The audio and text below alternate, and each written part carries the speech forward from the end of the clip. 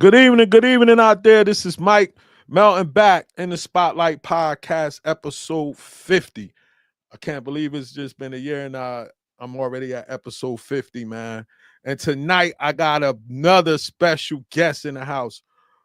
One of the best guards to come through New Jersey. Definitely one of the best scorers, man, that I seen from middle school to high school and even in college, man.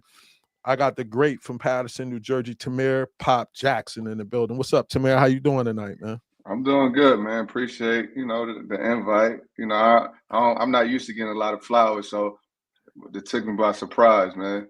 Nah, man. I just know ever since my Metro Hoop days, I knew that when I saw you on the court, you was gonna get at it.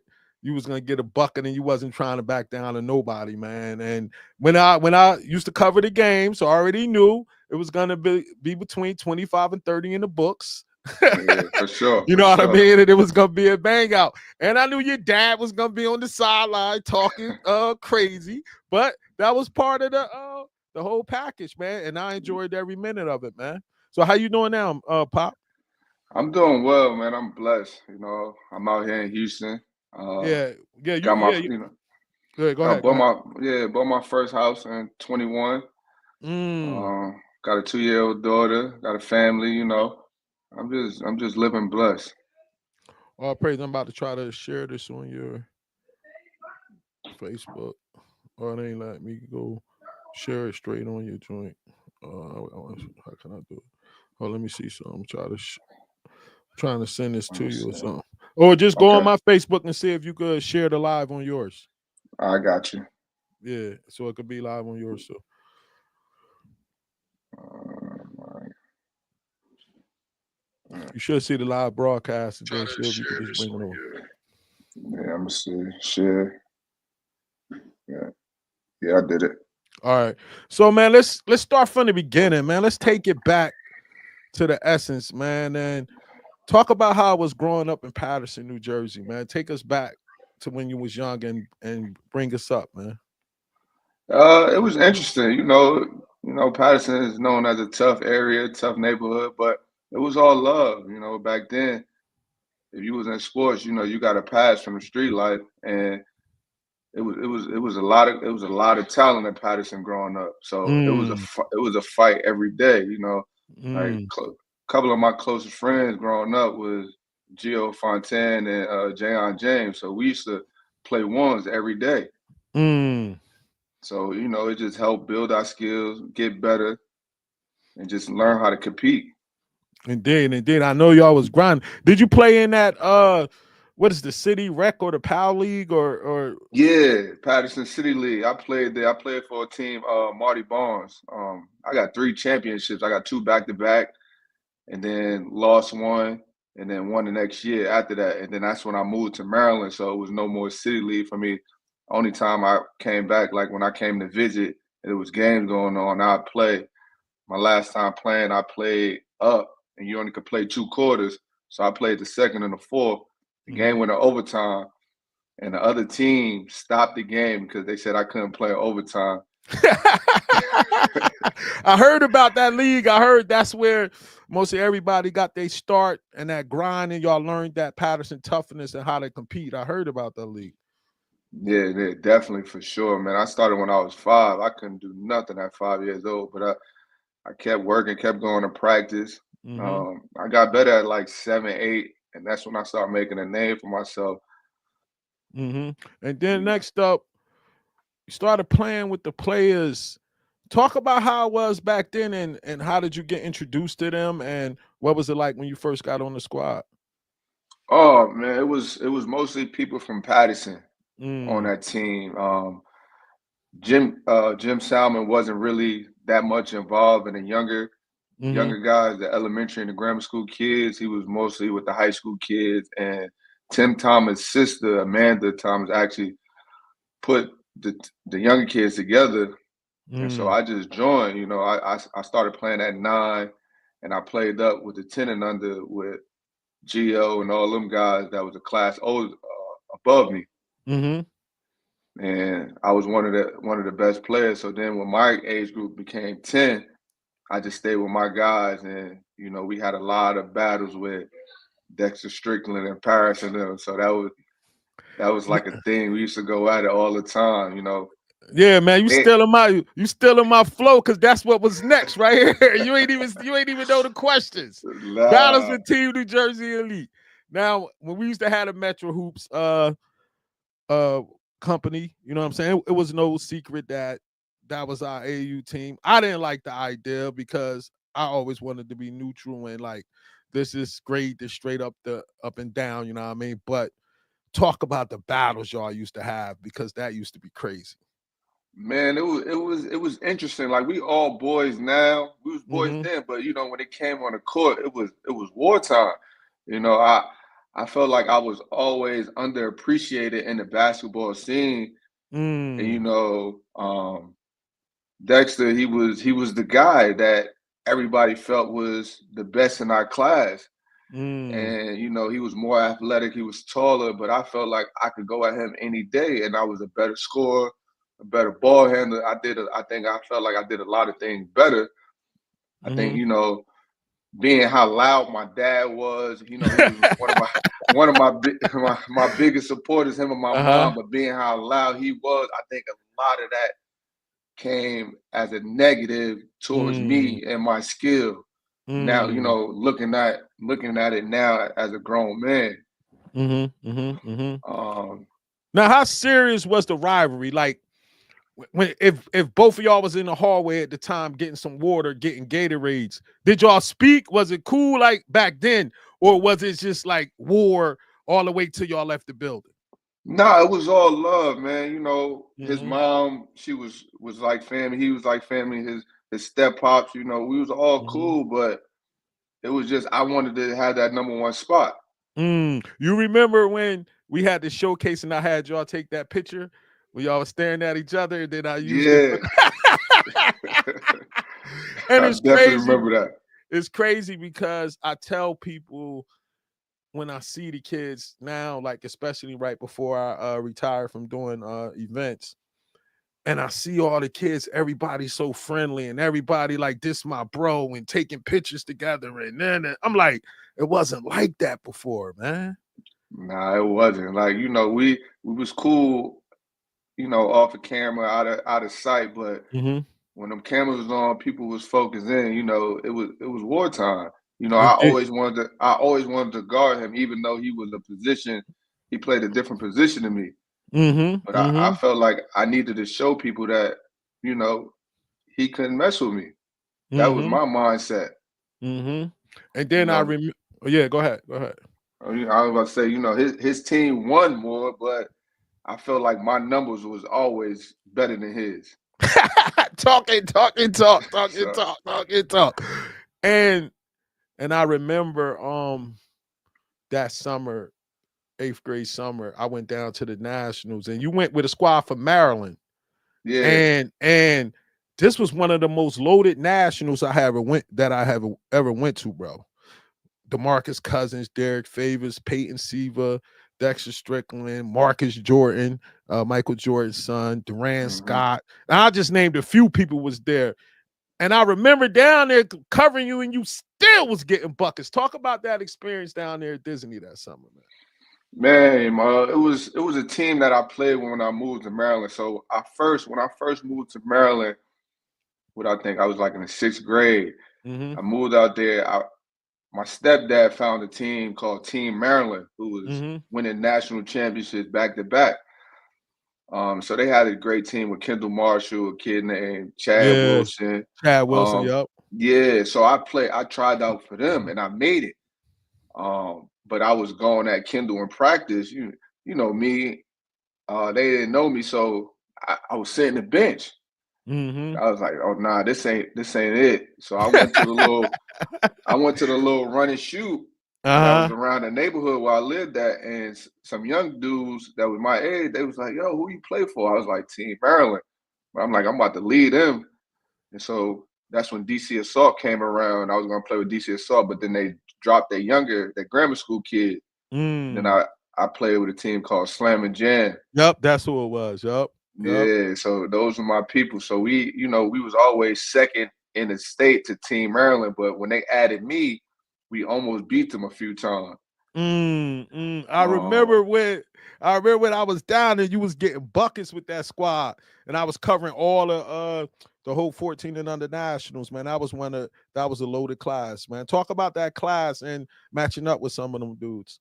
Man, that class was crazy, man. You know, just getting to play against all these guys that did great things, you know, in high school and college and even in the pros, you know.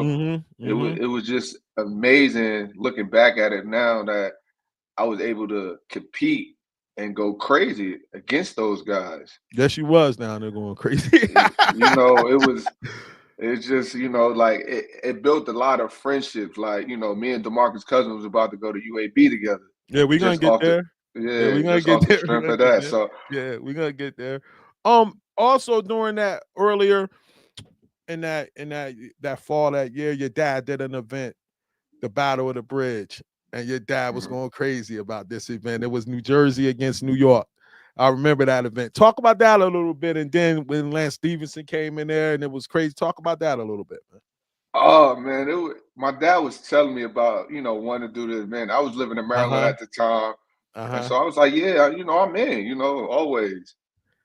And so it was just a great thing just to bring the best of New Jersey and the best of New York. And it was like the first time me and Strick actually played on the same team. Mm-hmm. So it was just an interesting feeling, like to see how we could gel together and, you know, put away our rivalry just to come together to show that we were better than New York. Mm. Um, Mm. so it was Mm. just great. You know, I took the train Mm-hmm. down from Maryland, came up for the practice, then played in the game the next day. I didn't know who New York was bringing. The only person I Mm-hmm. knew from New York at the time was Durant Scott because of the Gauchos and players. Mm-hmm. Mm-hmm. Indeed. Indeed. It was a great event. Shout out to E because that event definitely I was up there covering the event. Now it's time for you to pick your high school. You know, they had Patterson Catholic up there, different schools in that area. hmm Who was recruiting you and how did you come down to your decision to go to St. Benedict's? Man, so I was in Maryland. I was Mm-hmm. getting recruited by Bishop O'Connell, Mm-hmm. McNamara, National Christian. I actually played with them in the AAU tournament in 17 under, and that's when Kevin Durant was a sophomore. Mm-hmm. And so I was playing with him, Bobby Mays, all them dudes. And I told my dad, I was like, "Look, Dad, yo, this dude right here is gonna be number one in his class." Mm. Talk about KD, and then you know Uh-huh. he can't. We went to New York. KD bumped knees. He was real fragile, and he was hurt for the weekend. So my dad was like, "Nah, he trash. He's soft." And I was like, "Nah, Dad, I'm telling you." So I was gonna go there because they was like, you know, you're gonna be in the 8th grade and you're gonna play varsity with this guy. Mm-hmm. And so I was like, all right, cool. Then that fell through. He went to Oak Hill. I wanted to go to Patterson Capital because I always wanted to come back to New Jersey. Mm-hmm. I wasn't feeling Maryland. Like all my friends, my family was in New Jersey. Patterson Catholic was the only school I really knew because I grew up around Tim Thomas. You know, he's Mm-hmm. like family. Mm-hmm. So my mom was like, "Nah, you're not going there." So I went to Bob Hurley camp, and I knew about Jr. because of the players. I watched him play. I knew it was St. Benedict, and so Danny was there refereeing. He was refereeing the All Star game. Mm. And so I was talking because I was in the All Star game. I was like, Coach Hurley, I want to go to your school. And so I'm going crazy at the camp of the All Star game, going to the rack, getting nothing but layup. And he was like, I want to see if you can shoot. So I shot it, hit the three. And he was like, okay, we're gonna talk. So I was so that was like in 7th grade. So I was gonna go there, but it didn't work out. So I waited the next year and then I got in. I didn't want to go to St. Anthony's because all the guys that I knew from Patterson was going there, like Gio, Mm-hmm. Trayvon, and we all play the same position. And So so I then you wanted get to, so then yeah. you arrive at St. Benedict's Prep. Now you get in there. Did you know that it wasn't any girls there, or like before you went there, like what was going through? Yeah, yeah. They told me it was no girls. I went there actually as an 8th grader, and I lived Mm-hmm. on campus. Mm-hmm. So I was there, man. No girls. I felt like for me, like I was always smart in school, always stayed on the honor Yeah, roll. I felt like if I'd have went to school with girls, my grades, I still would have been on honor roll, but it wouldn't have been as high as I wanted it to be. your dad always bragged about you being a brainiac, bro. He definitely used to say Yeah. that, man. He definitely used to say that. So how was it adjusting to the school atmosphere, not even a basketball court, but just the school itself? It wasn't hard for me, man. You know, my mom had me very disciplined. Mm-hmm. The only thing that was tough was just living there, washing clothes for the first time. Because it was the first time I ever washed clothes on my own. Like, Mm. you know, when I was living with my mom, she did everything. Even though if I ain't even asked her to do it, she did everything for me. Mm.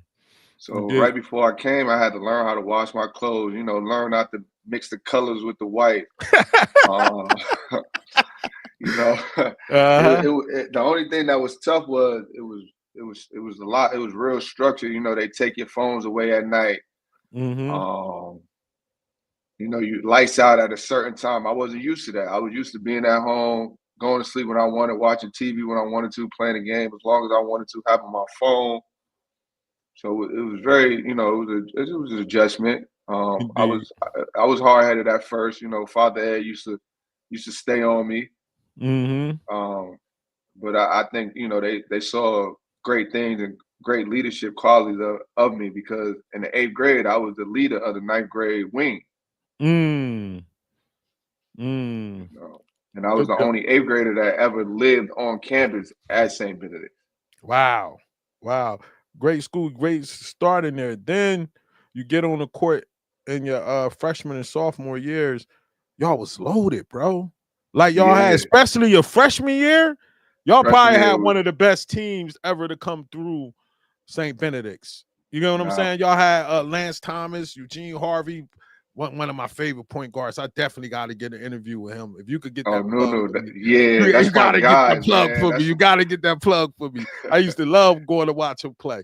Y'all had Nunu, my Corey guy. Stokes, David Cubion, Samardo. How was it playing with them, but also coming in as one of the highly touted eighth graders in the country and then getting there in ninth grade and having to wait your turn? Oh man, it was cool. You know, it was tough at first because I was Mm-hmm. thinking to myself, man, I could have went to my local high school and I could have played right away. Mm-hmm. But I felt, you know, now looking back, I thought, you know, I feel like this was the best decision because I felt like I got better every day in practice, knowing Mm. that I wasn't going to get on the court during the games unless the game was over my freshman year. Mm. Mm-hmm. But going against Nunu, you know, learning the tricks and trades of how to be deceptive on defense, learning how to, you know, make the right read as a point guard, Mm. going against Kubion a lot of the times in practice because, you know, of course, Coach Hurley played me at the two a lot because he knew I was a scorer. So Mm-hmm. going against Kubion every day, that actually I got my first college offer as a freshman through practice. Talk about that. How did that happen? So you know, it was always big time coaches coming through because we had, you know, Lance Thomas, McDonald All American, Samardo McDonald, Stokes and McDonald, Eugene Harvey, David Kubion, both Big East, you Uh-huh. know, top Big East guards. So it was coaches coming in. Like I was amazed seeing Coach K and Roy Williams and all that. But one day in practice, you know, we just playing 5-on-5 starters versus the backup and it was a coach that I don't remember the name, but he was at Virginia Tech. Mm-hmm. And it was that day I was just killing Kubion. He couldn't guard me, he couldn't do nothing, you know. And I and I'm talking my talk. And so that's when I got my first offer, you know, first verbal offer from Virginia Tech. And I was gonna go take a visit because I was like, man, this is the ACC. Mm. You know, I'm close to Maryland, not too far. My mom can come see me play. I always felt like the ACC to me was the best conference in Mm-hmm. basketball. Mm-hmm. And so I was like, man, but then that's when that shooting happened. Oh, take me there. Take me back there. What happened? So when one of the students, start shooting up the school. Oh, I don't remember that. Whoa, what Yeah, happened? I don't remember too vaguely what exactly happened, but it was like at my freshman year. I was Mm. thinking about going to visit, thinking about, Oh, you talking about down Virginia Tech? Oh yeah, I down at remember that. Virginia Tech. I thought you was Yeah. talking about St. Benedict's. I'm like, I Nah, don't not at remember that. St. Benedict's. Oh Nah, yeah, I at remember Virginia that Tech. Virginia Tech shooting. Yeah, he was wild. Yeah. That dude was That wild. kind of that kind of threw me off from the school. Mm. Indeed, indeed, indeed. So you get in your sophomore year, you start to get on the court more, doing your thing. Who y'all had there? I know y'all had Samardo, Corey Stokes. Who else y'all had there? We had Zach Rosen. Yeah. We had Greg Echenike, who came to me Yeah. as a freshman. He started. Who else we had? We had Jarrell Wilson with the NJIT. Oh yeah, y'all had a crew. So talk about that Yeah, year, and as your progress started to come and you started to open up more. man, it was tough in the beginning. I think Coach Hurley really was testing me a lot to Mm. see if I was ready. Because at first, in the summertime, I wasn't starting, Mm-hmm. and so I was contemplating leaving. I remember you, Uh, man. Your dad talked yeah, about that. I remember yeah, I that. was I was contemplating leaving, but then he was like, "Man, the assistant coaches talked to me a lot. It was like, just stick it out. Just he testing you, see how if you built for it." So I finally, I got to start, but still, I wasn't feeling like I was able to play to my potential because I still had, he was subbing me out, putting in Dewan, guy that was older than me, Mm-hmm. catering to Zach Rosen. Mm-hmm. And so it was just a battle. We won a lot of games. It was a couple of games where I actually got to go off, but I Mm-hmm. knew I was still just a role player, and I had to You did. accept that role so I could stay on the court. How do you feel sticking it out? Because like nowadays, kids would have left during your freshman year. Soon as they would have Yeah. felt that they wasn't getting the kind of burn they wanted, they would have been out of there. So how did it feel with you? Like looking back at it now, how did it feel sticking it out, man? Oh man, it felt good sticking it out. I knew if I did leave, the only place I'd be able to go was back to Maryland. Mm. Mm. And so after my sophomore year, I actually did go speak to the DeMatha coach. Mm-hmm. And he told me, he was like, "Yeah, you could come, but you're not gonna start." And so I was like, "Oh no, Mm. I'm good. I just stay at St. Benedict, thug it out. I got 2 more years." And then you get into that junior year and you started to take off, man. Talk about how did it feel to finally have the the go ahead to play your game. It felt great. What I give a lot of kudos to Samardo, Mm. because we were always talking. He would tell me, "Man, just go and do you." You know what I'm saying? And having a dynamic big man like him that caused so much attention, Mm-hmm. it allowed me to flourish because it opened the court up for me. And nobody, what I was used to in AAU and stuff, getting double and triple team, I didn't have to worry about that. Mm-hmm. Mm-hmm. Because the focal point was Samardo Samuels. Mm. And then, I felt like it was me next. Some might say it was Greg Echenike, but I felt like it was Samardo first, and then it was me. I remember you lined up against Oak Hill, bro.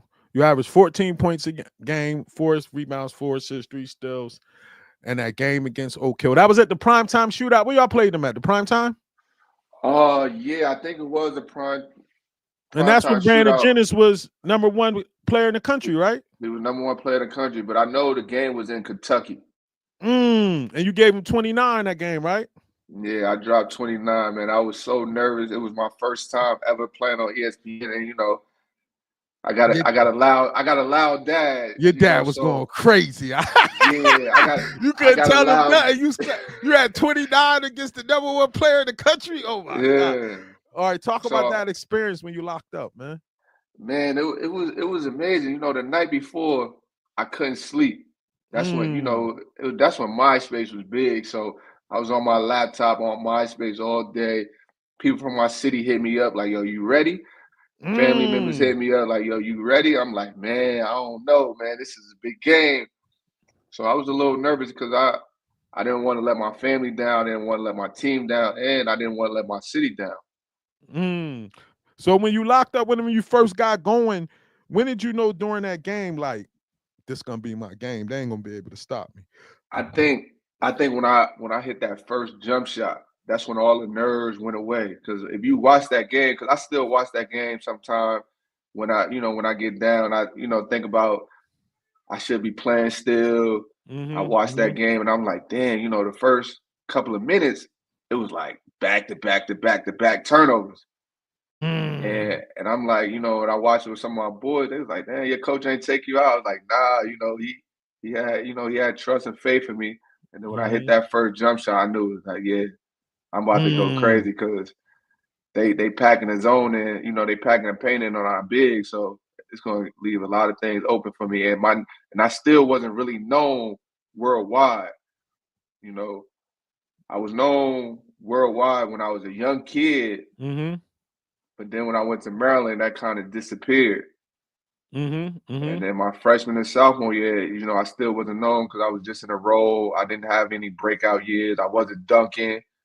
I Mm-hmm. wasn't really doing things that people view as spectacular. So once you got going and you knocked them off, tell me how you felt at the end of the game, bro. Man, I felt great, because I got so many phone calls. It was big to beat the number one team in the country. This was Mm. my second time playing Oak Hill. My first time against them was my freshman year. I didn't play. That's when Oh, they that was had the game. Yeah, they had That Ty was the Lawson, game at Mike Beasley. the Yeah, arena during the snowstorm. That's yeah, why it was crazy. they had a crazy Oh my, squad. that game that night, bro, during right before that snowstorm. Yeah. That go down in history as one of the best games that I've been at. So now during this junior year, you y'all finished number 2 in the country, which brings me to my other question. And I want you to be honest with me on this one right here. hmm That year, Mike and them won a national title. hmm Do you feel the 2008 Friars ducked y'all, bro? So I don't think they ducked us. I would say Because that it y'all was was number 2, right? yeah, I would say it's a Hurley, Bob Hurley Sr. and Danny Hurley thing. The mom said they can never play against each other because how competitive they are. Dang, man, that was the game everybody wanted to see that year, bro. So so I knew we would never play them. My only time I ever played St. Anthony's when I was in eighth grade and I played junior varsity at St. Benedict's. Dang, man. So I knew we would never play them. I respect that, they finished undefeated, so they got the number one in the nation, but I don't think they played a superior schedule like us. Now brings me to me and Brian Coleman before he died. We used to talk about that, and I told him, I said, "Big, the only knock I got against y'all is y'all kind of played in the Shore Conference. Y'all used to play. hmm Y'all used to play a lot of cupcakes, man. I ain't gonna front. Now, Yeah. now, now, y'all will win the game against St. Pat's in them in the end. But during the season, B, y'all ain't really want no smoke from a lot of teams. You know what I'm saying? So I gotta call a spade a spade. You get what I'm saying? Yeah, Like yeah, yeah. they didn't play. They wasn't playing the schedule I thought they should have been playing. You know what I mean? Nah, I agree, but I also, it's a lot of things that go in it because they was in a conference. They was in the TOC. We was independent, so Mm-hmm. we could play whoever we wanted. But they still had some out of conference games they could have loaded up. Yeah, They ain't have to play like Hun and Monmouth Regional and them, bro. yeah, yeah, yeah. Nah.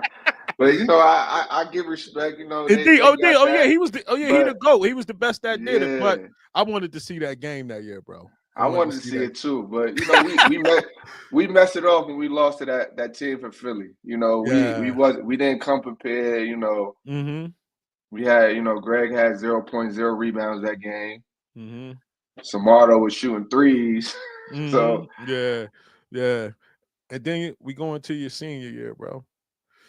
Senior year, 16 points a game, first team all state, prep player of the year. Talk about how it was when it was your squad now when you was in that leadership role? To be honest, I'm gonna tell you this. I was a captain, Mm-hmm. but it was never my squad. Who team was it that year? You know, this was the first time in my St. Benedict's history that Coach Hurley didn't push his senior. Mm. So it was Tristan Thompson's team, and Yeah. then Okay. I remember then Tristan the, was on there. yeah, it was Tristan. Then he wanted Lamar Patterson to be that second guy, Mm. Mm. and so this is where we kind of bumped heads a lot, me and Coach Wow. Hurley. Did you feel that Um, he lost some faith in you, or what did you think was going on? nah, I just felt that both of them guys. Tristan was gonna be a McDonald All American.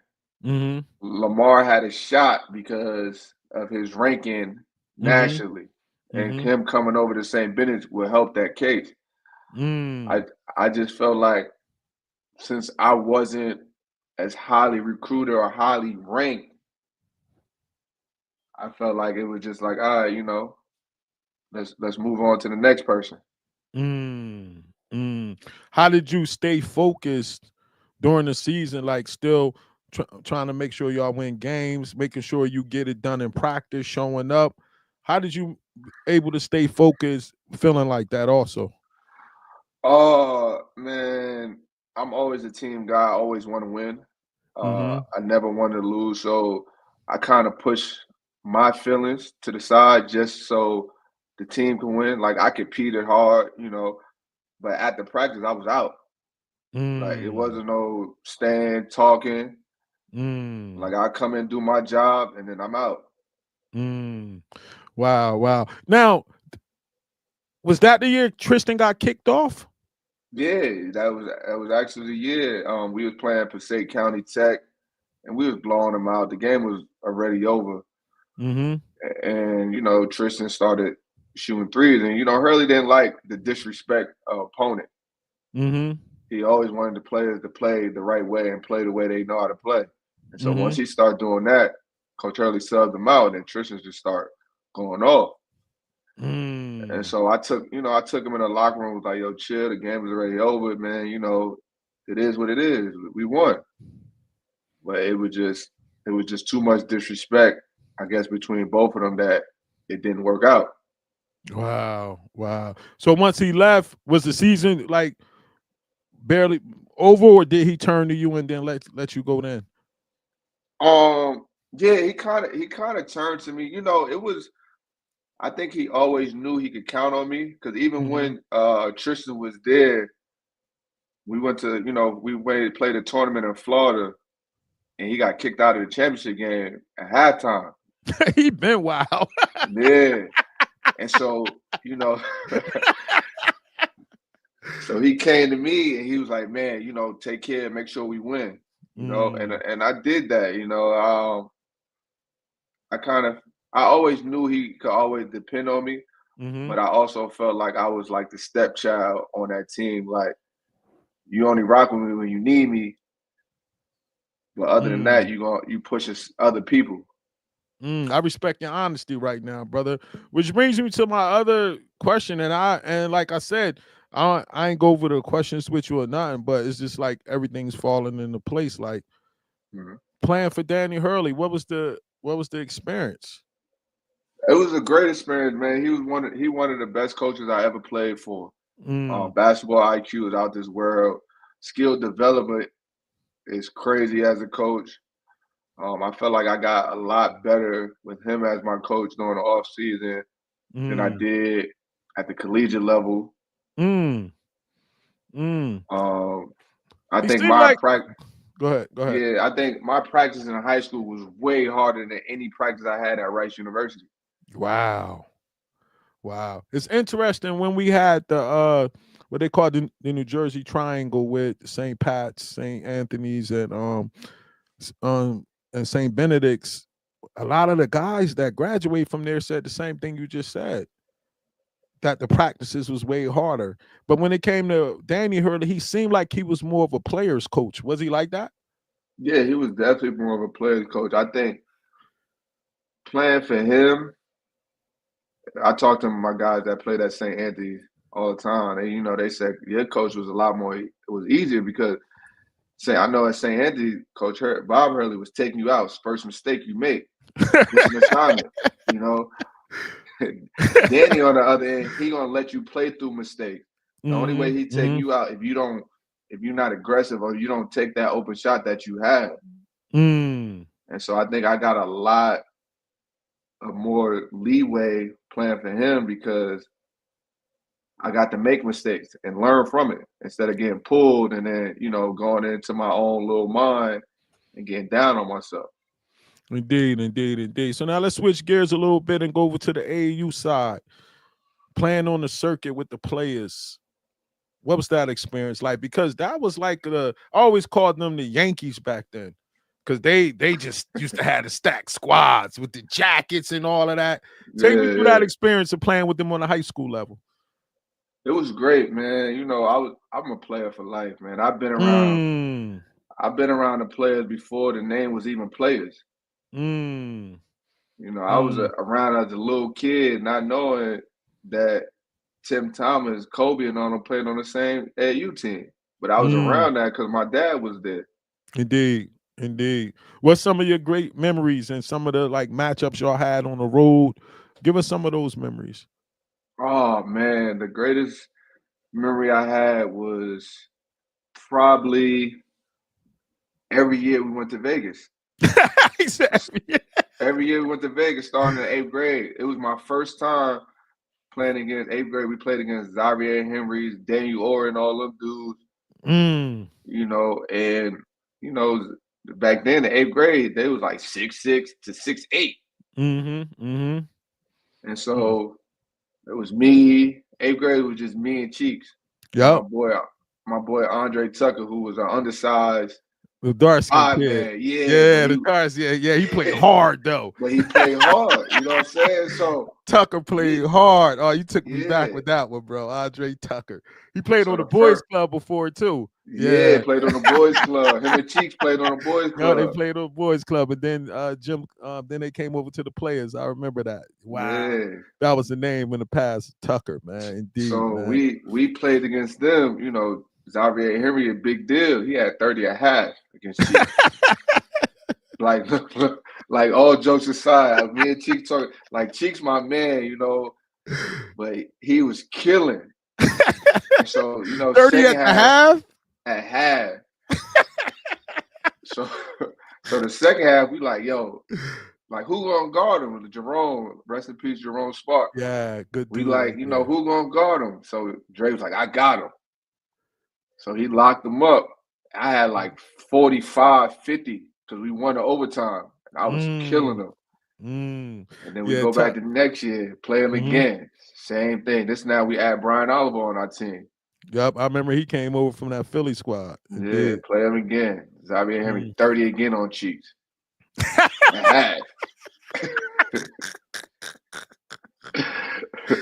Yo, Cheeks was getting cooked out there. Wow. Cooked. And so that was the last time we seen Cheeks in Vegas. Never played again. And then my sophomore year, we made it all the way to the championship. I put my team took my team on my back, made it all the way to the championship, lost to Derek Favors and them. I remember, Favors and them had a squad. Also, my fault. We beat Derek sophomore year. We beat Derek Favors and them to go to the championship. Lost to a Canadian team. And then my junior year, we lost to Derek Favors and them in the semifinal. But I think if we talk to all the players who played, Karan Abraham, Kenneth Ortiz, Brian Oliver, we would have never made it as far as we did if I would have never went. Wow, indeed, man. One thing about it, you was gonna bring that spark, and you was gonna get a bucket. That was definitely going on. And before I forgot, man, yeah, we gotta take a look at some of your highlights, bro, from your high school days and your St. Benedict days. All right, let's do it. I think this is the highlight tape you put together. Yeah, man, my boy, what's name used to be when I used to be with Hardcore. Yeah, you Yeah. remember we was with Hardcore, yup.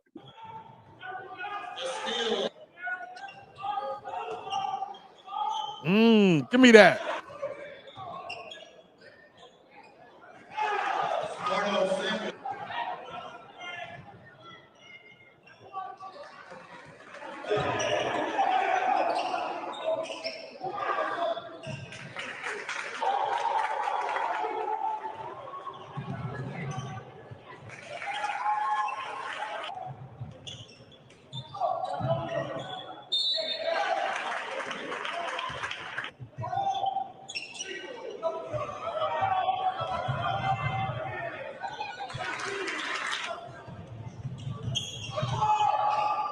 You know how to get that bucket, bro. Yeah, that's one thing I learned how to do at a young.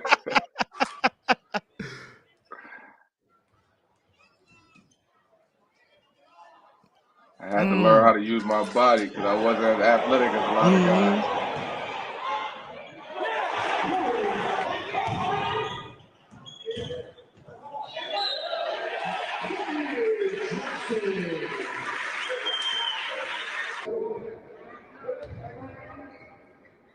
Oh yeah, this was against Tariq and them. I was there. I was there. I was sitting right down there.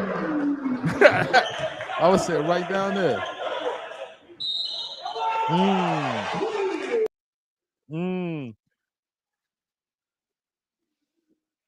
Yeah, man. Like just having that, being able to use your body and like, did you practice that, or that was just something that came natural from hooping? That just came natural for hooping, man. To be honest, as a young kid, I was more of a shooter. Like when I was 9, I shot a lot of jump shots. I was, I was a knockdown shooter. Then when I became 10 in the city league, it was just too easy for me. I was getting to the basket so easy. I stopped shooting jump shots, and then I broke my elbow. And that's when I became, I lost my shot. So I had to learn how to use my body, finish, and stuff like that. Because I wasn't one of them kids that just would practice, work out, shoot 1,000 jump shots every day as a young kid. Indeed. Also, like you had a chance to do some things during that time that these kids don't do now in terms of playing in like Adidas and Reebok camps. Like, take me to that experience and how that was, because they don't get to do that now. Oh man, it was amazing. I thank Jim Salmon a lot. He put me in a lot of camps when I wasn't even old enough to be in a camp. The first camp I got into, I think, was Camp Next. That was I like the remember Camp freshman, Next, yeah. yeah, freshman and sophomore. I think I was like in the 6th or 7th grade there. I remember that. I remember Camp Next. Yeah, I was like 6th or 7th grade, and I met one of my coaches was what's his name? John Lucas. John Lucas was one of my coaches, his son. And so, like being in Houston, I got to hoop with him, and I was like, "Yo, you remember when you was my coach at Camp Next?" He was like, "Oh, get out of here, man!" So it's amazing just to be able to play at those camps, and being on a players team. It helped me get in a lot of Adidas circuits, and then Jim helped me get on the Reebok circuit because the type of guy he was and who he knew. Yeah, he had the connections, Yeah. always big time connections. So now let's get into your recruitment and what happened at UAB. Like, get into like take me there, bro. You know I was going there. What happened, man? First, go over who was recruiting you and this and that, and then what happened at UAB, bro? So, Marco Marcos. Oh, okay. Was on the staff at UAB. Uh-huh. And I knew him because he had the little school out in South Jersey. Yeah, Leap. Yeah. Yeah, he reached out after the because first before UAB, let's take it back. After the Oak Hill game, the University of Arizona offered me. This one, Kevin O'Neal was the interim head coach. When Lou Austin took a leave of absence. So they offered me after that. I know Abdul Gotti was already verbal there. And so I was like, the next day they offered me. I go to school 2 days after. I think what I was in. I think I was in pre-calculus class. I'm like, yo, can I go to the bathroom? I called Kevin O'Neill on the phone, like, look, man, I don't got to come see the school, nothing. I'm all in. Mm. And then Lou Austin came back. They took my scholarship away. That went away. So then UAB came on the scene. Me and DeMarcus Cousins was on the same recruitment visit, Mm. and so I knew from my playing with Samardo, playing with a dominant big man, how my game flourished. So I'm like, all right, if I play with DeMarcus Cousins, we in the Conference USA. I know everybody gonna double him. Mm. It's just all I got to do is hit shots, And then I was I was at the top 100 camp with Eric Bledsoe. Me and him was roommates and teammates. Mm-hmm. And so I knew he was an Alabama guy. I'm like, man, yeah, me and DeMarcus going to UAB. Come on. So he was like, all right, bet, I'm with it. I'm like, Mm. so us three go there is gonna be crazy. Like I got him, Cousins. All I gotta do is make shots, man. I get to go to the league. you know, I get 5 assists just feeding him, hitting open Uh-huh. shots, getting layups. It's a done deal. Uh-huh. So me and DeMarcus verbal the same day. Then we waiting on Bledsoe. So after a while, I don't hear from the head coach no more at Mm. UAB. He just start going ghost. Me and Cuz calling, no answer. And then we just see a whole bunch of junior college guys committing there that play opposition. Whoa, Mike. I didn't know Mike was So going out like that. yeah, so I called Cousins. I'm like, yo, you talk to Mike? What's going on? He's like, nah, I ain't talked to him. I'm like, all right, bro, I'm about to decommit because I don't feel the love no more. Mm.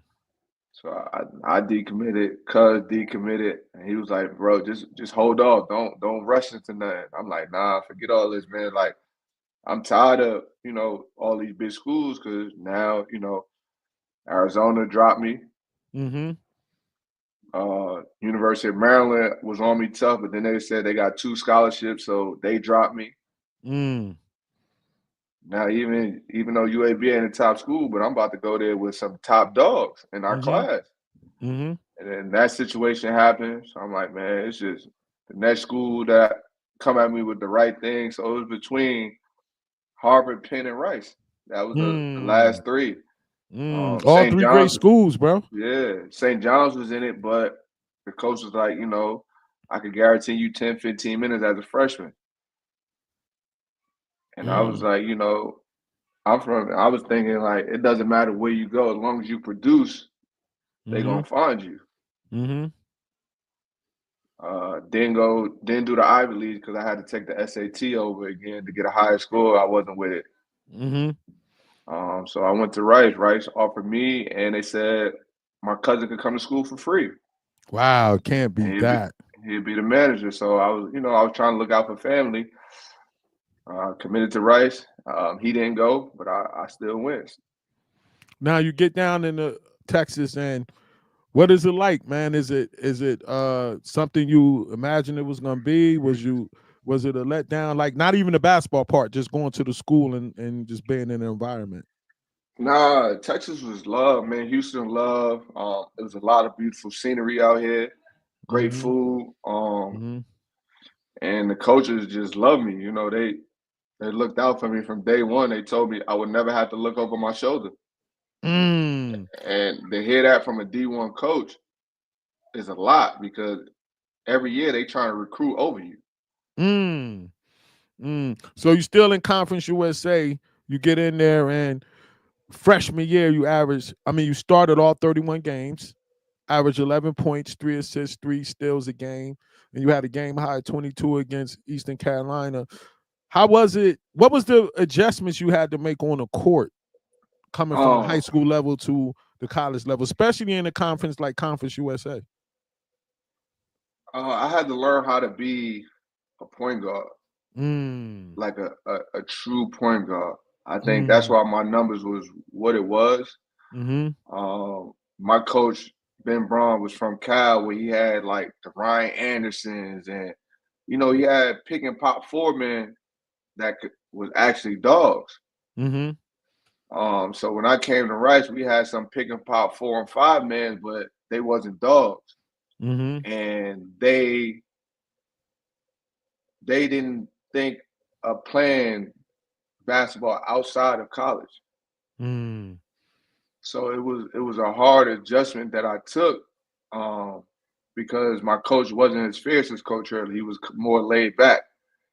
Mm. So we bumped heads a lot because I was more of the aggressive type, like get into my teammates' face and like, yo, we need you to step up, you know. And still, leading that, I led my team in scoring, assists, and steals as a freshman. Indeed, indeed. How was the adjustment of I hear guys that I bring on talk about um learning how to ice your body and rest your body with them back-to-back games or only one day in between rests. Like actually going out there playing and you still sore from the last game. Like how was that experience and how did you get past it? I think it was great. We had a new trainer come through just for the basketball. He used to train professional athletes like in Mm. NASCAR, FS1 racing, and all that. So Mhm. he brought a different dynamic to us. And I had a great coach in him that used to tell me like, "Look, man, you playing 30 some minutes a game. You starting every game. You leading our team in minutes. Like some practices, I didn't practice to be honest. Mm. I was in the cold tub for most of Mm. the practice. I come out, get some shots up, but when it was time to run and go live, they'd be like, "Hey, go rest your body, go soak, go get in the cold tub." So I think a lot of my teammates was upset about that, but I was just following coach's orders. Then you get to that sophomore year average went up 14 points, 4 rebounds, 3 assists, and you went crazy in the Las Vegas Hoop Classic. I did my research on that. Had 25 points against Oral Roberts, but averaged like 8 assists during the tournament. Take me to that sophomore year and especially that tournament. What was like? What did you do differently that second year that upped everything? Oh man, so I had something to prove. I Mm. felt, I always had that same chip as a kid, growing Mm-hmm. up in New Jersey, Mm-hmm. getting overshadowed because I didn't make an all freshman team. Mm. So I wasn't. I was trying not to come back to Rice. I wasn't used to the losing and people, laughing and joking in the locker room. Like we ain't just Mm. lose. But my mom, she talked to Coach Braun and she told me like, you ain't leaving the school. You chose the school. We not quitters. We gonna stick here and stick Mm. it out. And so, at times I blame her. I'm like, man, I could have been somewhere else. I would have still been, I would have still been playing. But everything happens for a reason Mm-hmm. that I Mm-hmm. learned. So I just had something to prove. I was in the gym a lot more, shooting Mm. a lot more jump shots because teams would back off me my freshman year, and they knew a lot of times I was just getting the ball at the end of the shot clock to go ISO. Mm-hmm. So I had to be Mm-hmm. able to, knock the three ball down more consistent. So my numbers went up, and 3 point percentage, field goal percentage, everything. Mm. Indeed. Now let's get into that junior year. 11 points, 3 rebounds. Had a career high 29 points against Southern. Did you concentrate a little more back on trying to run the show at during that junior year? Oh no, we had a lot of talent, man. That Mm. that left, man. We could have did some great things at Rice. Like we had Dylan Ennis. Mm-hmm. You had me. You had Jarrell Rochelle. I remember that name right there. Yeah, Yeah. you had a guy named Ahmad Ibrahim from Iran. You still had Arsalan, and we had a big 7 footer named Omar. So it was just, I think me and Arsalan Kazemi numbers dropped because we just had more talent. So a lot of times, you know, some days it wasn't our day. Some days was other people's days. And I think also, besides that, it was a little competitive between the freshmen coming in because they was highly recruited as well, and me because we all was guards. So I think me and Dylan kind of competed a lot. Now, didn't Marcos go over there too? Yeah, Marcos was at Rice as well. So I think he got the job because he said he could get me and Arslan to come to Rice. And so it happened. You know, it is what it is. You know, this is a game. And, yeah, you know? That's part of it. That's part of it. Look at your dad. I can't put that up there. Your dad crazy. Your dad's still crazy. Then you get into your senior year, man. Senior season led the team in scoring, rebounding, 18 points, 6 rebounds a game. Dropped 30 on senior night versus Tulsa and came back and dropped another 30 in the Conference USA opener against Houston. Then you just went back to old Pop Hunt on that senior year, huh? Man, yeah, I had to because everybody left. So every year I was trying to get out of Rice. I'm not gonna lie. Every year, me and my dad, like, yo, he calling coaches, like, yo, my son about to leave. Mom wasn't having it. So you saying now if it was the transfer portal now, you'd have been gone? Man, I would have been gone after my freshman year. Not even gonna lie to you. Wow. Because I was looking, you know, a lot of the other freshmen that from the East Coast, I was looking at their numbers, and their numbers wasn't what mine was. And they were at bigger schools. I'm like, man, I know if I leave, I could go to a bigger school. And it wouldn't be so hard on me to have to do. I felt like I had to do everything. Felt like I had to get other, you know, be a true point guard, make sure everybody else getting off, but still I had to get off because I knew I was the only one that could get a bucket ISO one-on-one on my team. Yeah, he said, look, 25. He said 25 D1 coaches called after his freshman year.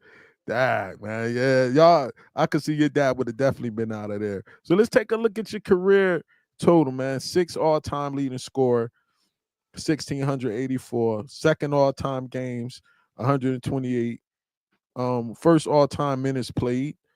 Third in all-time steals. Fourth in all-time assists. You gotta be going in a Hall of Fame if you ain't in there yet. Did they do the Hall of Fame inductees yet?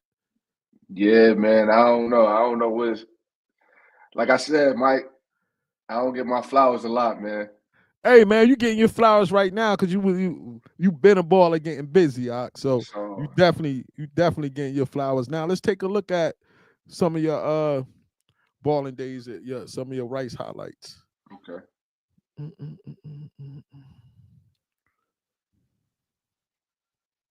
Game clock. King double teamed and a bad pass. Jackson comes away with a 2-on-1. Jackson's going to take it all the way with the foul. Gerhardt on the perimeter.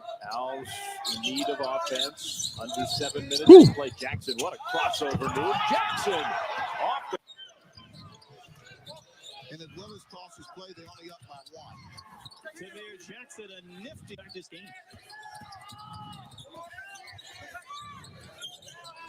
Tamir Jackson going for another one, and Tamir Jackson. Rice is going to handle this defensive pressure. Gerhardt is doing an excellent job tonight with that spacing. Tamir Jackson. You took him in a post? Yeah, I was posting up a lot that year. Man, I was playing a 1 through 5 that year, Mike. I see you on the boards. Oh boy, they got my boy in the post and everything. Look, like Gary Payton. Got like Gary Payton. Question. It's hard to run when the 3-pointers are falling, but they've cooled up just a bit. And Rabiak will bury in one of these next few timeouts and just this shit. We had like 3 walk-ons playing, Mike. Dang, I see why you wanted out of there, man. They better put you in first ballot. You stuck it out down that joint. Ooh. Great move into the lane and a little fluff and fall. Because of momentum, you've got Look, I'm in the middle of the 2-3. got to burn one in the first half. And I'll tell you, Rice is Yo, that's crazy. Have my boy in the middle of the 2-3, man. Boy, he should have got my boy out of there, man. Don't get him to start talking. He should have got my boy out of there, man. What you doing? Hey, you bad, man. You should have got my boy out of there, man. He'll call my mom. They'll start arguing right now. That's crazy. Oh, I can see him saying, I told you we should have got him out of there. You should have listened to me. You wouldn't have even been there. For sure. So then, after that, you ended up playing overseas. You got in some G League, played in some G League stuff. When that realization of the NBA doesn't come through, how did it hit you? And was it something that you shook off easy, or it took a while for you to get over that? I think it didn't take me a while. Like I said, I was always under recruited. I was always, I would say, not seen as a basketball player from the big leagues. So I kind of knew from the beginning I wasn't gonna make it to the league. The only thing I wish I would have got a different chance as is actually playing in the NBA Summer League. I played, but I got in one game, played 5 minutes, and had 5 points. So once again, you feel like you ain't get the shot that you should have had. Yeah, I feel like I didn't get the shot. Like, I think if I would have played 10 minutes every game, I could have showed people exactly what I could bring to a team. Could show people that I was born to be a scorer. I was a scorer. 100%. What was your experience playing in Mexico and the other places you played at? So first I went to Israel. It was an amazing experience, man. I love Israel. That's the best country I ever been. If I could have stayed there my whole career, I would have stayed. How was it? What was so great about it? The culture, the food, it's super Americanized. It's just a vibe, man. And I did well there. I was like 5th in scoring, 2nd in assists, 1st in steals. Like, I led my team in points, steals, rebounds, assists. I led my team in every single category. But, it's a business. You lose a couple of games and you're a guard, they shipping you out there. Like, guards are easy to come by. They're big men. Yeah. Yeah, I heard that a lot. And how was it in Mexico? Mexico was amazing too. Like, the fans love me. I still get messages on Facebook from the fans asking me, saying they miss me and all this and that. Wow. It was great. The only place I didn't like was the Republic of Georgia. And I think that kind of like took the love away from me. Not wanting to play anymore. Just the politics that came involved. Like, I always knew about the politics, but I'm like, as sooner or later, it got to stop. Yeah. So that kind of like drove me. That's why I only played 5 years, and I was good on it. When you had to make that decision to say, like, that's it, I'm gonna retire, what went through your mind, and what was it like the first day you woke up really not a basketball player anymore? It was tough, man. I think when I made the decision, I was getting older. I was ready to settle down. I was with a girl for 5-6 years that I thought was the one. So it was like time, like, when you're not, that money not coming in as frequent, they looking at you like, yo, what's going on? Like, yeah. And like, she was doing a lot, she was doing a lot, but it didn't work out. I went through a depression. I'm glad that this happened because now I'm with the person that I should be with. All facts. And that I'm happy with, But I was very depressed, Mike. I wouldn't come out the room. I wouldn't turn the light on. I wouldn't turn the TV on. I was in the room for like weeks straight. Do you think that they should have some things set up for athletes, especially the basketball players? I'm gonna say athletes, period, when they got to make that transition back, because your story, what you're talking about right now, I heard it from like everybody that played and came on my podcast. Like, do you think they need to have something in place, like to help with the mental health of y'all making that transition back? Yeah, I think they do, but I also think it's up to the athlete too to start going through different avenues, seeing what you like outside of the sport. Mm, Um, because I didn't do that when I was in mm, college. Like mm, everything was basketball focused for me. Even mm, when regular students is doing internships, mm. my internship was saying, "I'm going to IMG, coach. I'm going to work out. I'm going to train." Like Wow. let's talk to the academic advisors. Let's figure out something that I can say I did for my internship for sport management while I was at RMG. Wow. Wow. So encourage them to get into actually doing other things so they can have other avenues to go to when this doesn't work out. Yeah, yeah, and I think they Okay. do that a lot now because they grow. This is social media area, so there's a lot of them doing content. Yeah. Yeah. They doing Yeah. different things now that we didn't have when I was coming up. Indeed. Indeed. All right, man. Let's have a little fun now. Okay. Give me your St. Benedict's all-time starting five. Now, Oh from when man, you was there, from their history and people that came behind you, give me your St. Benedict's all-time starting five. I'm gonna say Eugene Harvey. Gotta have him. Got uh, J.R. Smith, mm.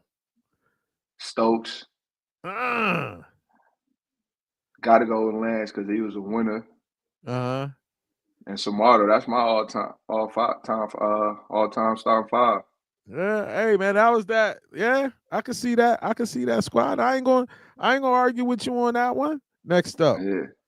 your New Jersey high school Mount Rushmore. 4 spots of players you saw in high school, players you saw in video in high school. You only get 4 slots though, the whole New Jersey. Tim Thomas. Got to put Tim. Indeed. 3 more. Uh, who else did I see? I didn't see a lot of people outside of who I knew from Patterson and where I played. Uh, I say dude that I used to look up to crazy, Deshaun Williams, Lassie. Yeah, I went to Syracuse. I remember him. Yeah, Yeah. he was tough. I gotta go with Randy. Randy Foy. Yeah, Yeah, he was nasty. gotta go. Hey man, you not doing bad at all. You got 1 more slot. And I say Al. Al Harrington? Yeah. Can't argue that, man. Can't argue that, man. I If got you on that. if I don't put Al, I'll probably put Jay. J Ho. Jay J Williams. Will, okay. Not bad. Now we almost at the end. Tell me what you Okay. think about NIL. Man, this is amazing. I wish I was a Mm, part of this NIL stuff.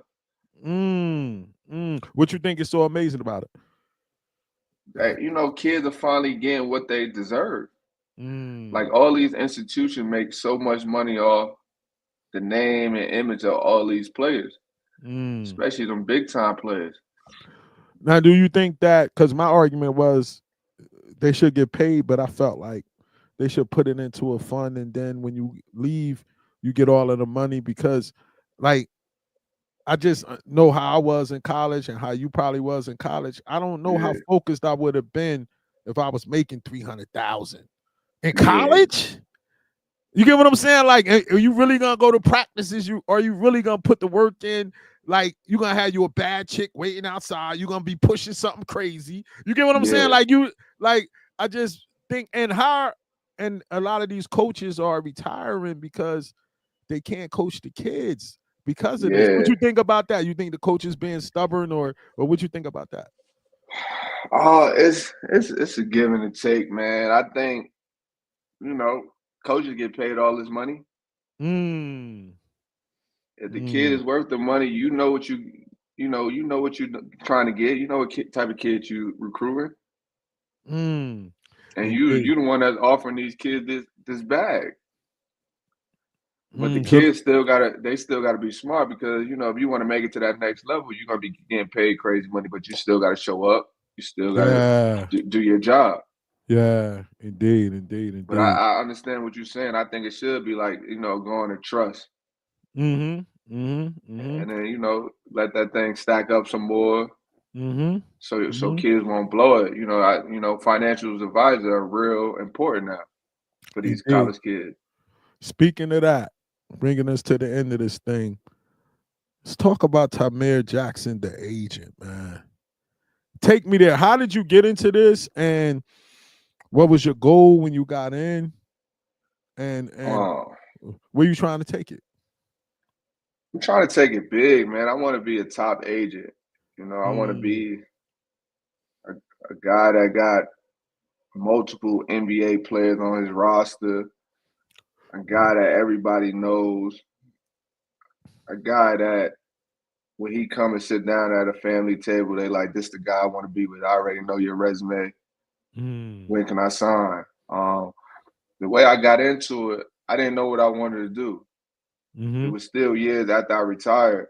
Luckily, my old president at Rice, who always loved me for sticking it out, he even shouted me out during graduation, not for being a scholar academically, but persevering and going through what I went through and still sticking it out at Rice. He told everybody during the speech, this is the type of student and type of person we want here at Rice. So when I told him I was done and I was trying to find something to do to switch career path, he gave me a job at Rice, working in the athletic department. He was like, I'm going to tell them to hire you. You could do everything from marketing to event and facilities. You're going to do everything. You're even going to learn something from the AD. Wow. And I appreciate, I respect that. And he took money out of his own pocket to pay my salary. That's love right there, bro. That's appreciation right there, man. Yeah. That's appreciation right there. So what are some of the obstacles that you face being a young African American in this field? Not having clientele, having to compete financially with the bigger agencies, other agents not wanting to take a chance because they want you to already have a player. And my whole thing is, if I have your backing, I know I could get players because of my connections, of who I know. Like it's nothing for me to just call Coach Hurley or call Coach Kimani and be like, yo, let me come up to UConn and watch a practice and bring my portfolio with my agency. Or it's nothing. My assistant coach at Rice is assistant at Xavier, Adam Cohen. So I have a lot of connections, and coaches I played against, know what I did, know what type of player I was, and I know what I'm talking about. Like a lot of these agents that's in the game never played the sport before. Wow, yeah. I could see that. Do you think like it's harder because of the trust that our people don't have for each other in terms of you being able to recruit some of the young African American players? Yeah, I think it's definitely because of lack of trust we have in our community. But it's also about, when a kid and their parents know their kid is going to the league and their parents never had money before. Yeah, they want that bread up front. They want that bread up front. Yeah. That's what I'm saying in terms of the and it's only gonna get worse because now they getting it in middle school. Yeah. NILs and all and collectibles, whatever they call it, collectors or whatever, collectibles, whatever they call the other things. So it's even gonna get worse. That's what I'm worried about.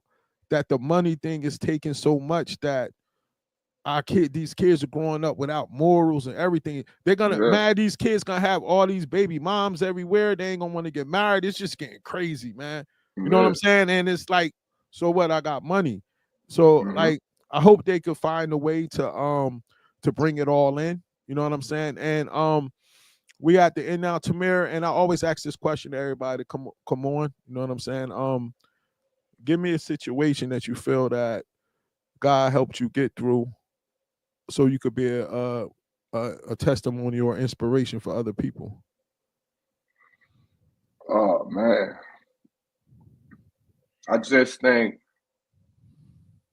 the situation that he gave me when I went through my depression, when I went out and sought therapy. You know, we have a bad stigma in our community about therapy.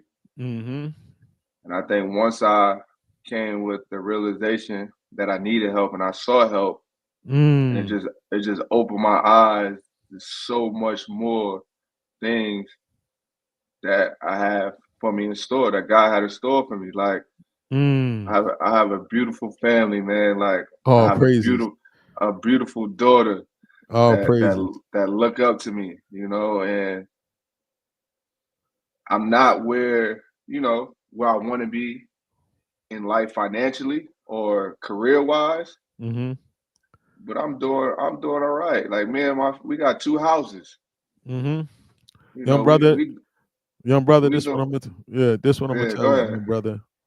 Me being somebody that's about to be 50 years old, and I'm here to let you know what you got with your family right there is people that got millions of dollars wish they had. You get what I'm saying? So all you do is take that family, you find God and do what you got to do to become the spiritual leader of that household, and you take that family and you mold that family chasing God. Don't chase the bread. Don't chase the bread, because he gonna give you everything that you need. Spend that time molding that family. That's what you do with that. All right? Sure. Yeah, that's why every time, man, every time I get off work, I come home and I spend time with my family. Like praise. we had some snow in Houston the past 2 days. I know what's going on. That's going crazy. Right? The only thing I remember about Houston is, bro, I ain't gonna lie. I've been to Houston a few times for basketball stuff and to hang out. Bro, never in my life have I ever been scared in a thunderstorm except Houston. Y'all thunderstorms different, bro. It ain't like in New Jersey. I don't know what's down there. When y'all have a thunderstorm, it's something different, bro. That joint was rocking. Yeah, it's crazy. It's crazy, man. But man, thanks for coming on, bro. It was definitely a joy, man. And you definitely got your flowers from me, man. And once we get off, I'm gonna send you the YouTube link, and then you're gonna get tired of me because I take this and I cut it in clips. So I'm gonna have clips of this whole interview. So I'm gonna send you this joints, and you can put them on your social media and do what you do, man. Thanks for coming on, man. You truly a legend, brother. I appreciate it. All love, baby. All right, no doubt, man. Thanks for coming on, Pop. All right, peace. Peace. Yeah, man, it was good going down the memory lane with Tamir Jackson, man, and shout out to him and his dad E. You know what I mean? And it was fun, man. We had a good run at it. Tune in Saturday night, the B-Ball Spotlight High School Hoop Show. Got some good features coming on there Saturday night, so tune into that. All right, this is Mike. Enjoy the rest of your week. Shalom.